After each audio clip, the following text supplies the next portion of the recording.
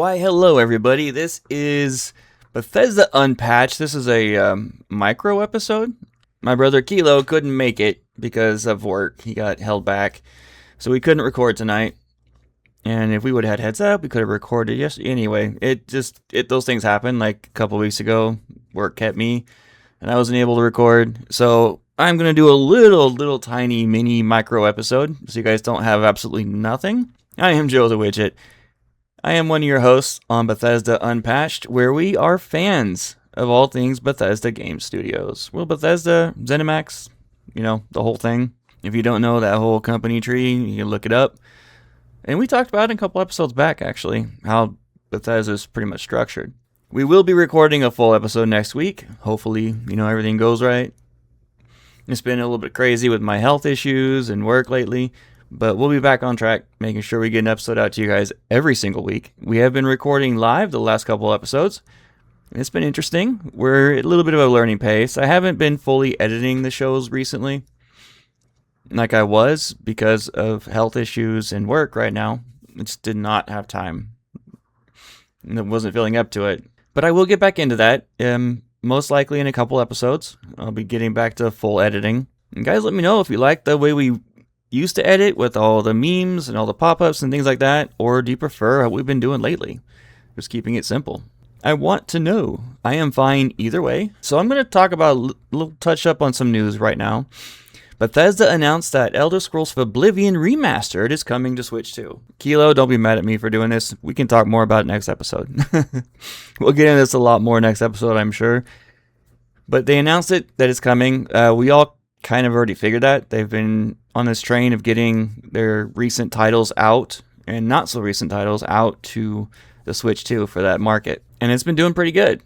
I think this is going to be great. Oblivion Remastered lends itself to a platform like Switch 2, which is, I like to call it mini powered compared to modern gaming systems, but it can still do really well and it can support it. And it looks like it's going to do pretty good. I saw this video recently. It was the worst drivel I have ever seen on YouTube, and that's saying something. I see a lot of it about Bethesda, and there are great people out there that are on the Bethesda bandwagon, like me and Kilo. Like King Fanman's one of the great ones, and then you got Starfield After Dark, and what those guys are doing. There's a lot of creators out there that love Bethesda. There's a lot of players out there that love Bethesda. We know. We've seen the numbers. And those of you who say that Starfield died within 2 days need to do some research. And they can see that's not the case. Anyway, this video I saw, Quizar77, this moron and this nitwit, I'm using these, I shouldn't be so mean, but I'm going to. His video tagline, so the video tagline that you see, it claimed that Todd Howard is fired. So it's nothing but absolute drivel clickbait. And all he does is rag on Bethesda the entire time based off of a couple of comments he saw from more haters. And it was a massive joke. And all he said in the actual video, which I didn't get through all of it, mind you, I could only stomach about half of it before I turn it off. He said that Todd Howard should be fired, not that he is. Go ahead and report him for a false tagline. I'm kidding. We'll be nice. And his voice and accent drove me absolutely insane. So I'm so sick. Me and Kilo talk about it all the time on the show. I'm so sick of seeing these guys that do this just to get the clicks. That's all they do it. That's the only reason they do it. They don't actually do any actual research at all. They take some of these major media news reports from 3 years ago, call it gospel. And that's what they go off of. That's where their hatred stems from. It's pathetic. It really is pathetic. I love just about everything Bethesda's ever produced. They make the best RPGs on the market. Well, people will argue with me that it depends, because there's different style of RPGs. If you like the exploration, open world, open freedom to play as you want, basically, then Bethesda RPGs are the way to go. Definitely, without question. If you like the more structured, heavily story-driven, then games that are more like classic Japanese JRPGs would be your alley. Don't get me wrong, Chrono Trigger is still my favorite game of all time. And I love that style. Final Fantasy VII is amazing, not the remake, because I love turn-based, and they got rid of that. I know people are going to boo. That's my personal opinion. I tried Final Fantasy VII Remake. I bought it. The first one they did. And I just couldn't get past the combat. I'm an OG. I played it like it used to be. That's how it was in my head. However, they did come out with Final Fantasy Tactics, the new one, the Val's Chronicles. They did the remaster of that one, and that one was brilliant. They didn't change the combat. They learned. It's incredible if you love that game. And then more reports are coming in that Bethesda is getting full support from Microsoft.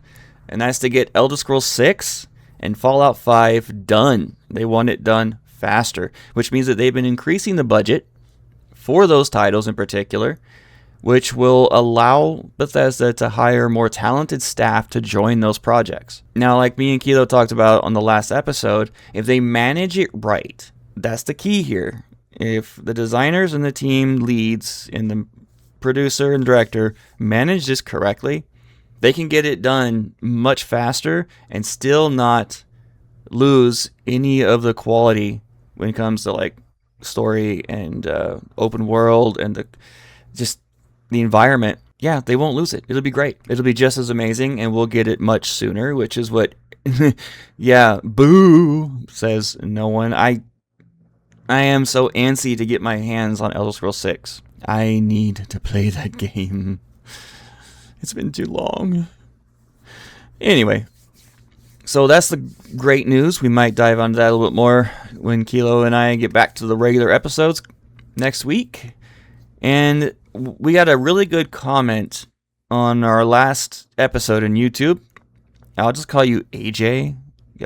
Adritrigillo21. Dude, names. He basically asked us what we meant by going gold. I can answer that really quick. And that is basically pre-production. So when you go on Steam and you get those early release games, that's basically going gold or late beta normally, which means that the entire game is playable. It's all there, and it's now in the cleanup portion where they're getting rid of bugs, they're enhancing the graphics, they're getting things ready for production. Traditionally, going gold back in the old days before updates and things like that was usually about a 3 to 4 month process where the entire team worked nonstop, 7 days a week to get that done. And that used to mean, like say for instance, if you were working on a project under Sony, you would submit the title to Sony 3 months, no later than 3 months prior to release. And they would have their entire testing core going through it, making sure there was no S-Class bugs, as in legal issues, no A-Class crash bugs, and anything they found was immediately pushed to the developer team, and they would have to go through and fix everything. We use that last period to polish everything. But now the going gold, the gold process or pre-production can take a year or two right now. Because the developers have more leeway with that. The other two questions you asked, such as what our predictions will be, when we're going to get a release trailer or gameplay showcase, and the question what we think, if we think that Bethesda is holding back because of GTA 6. I'm paraphrasing here. We will answer those in the next episode. I want to get my brother in arms with his opinion on that. We can get a little discussion going and give you some solid answers on that.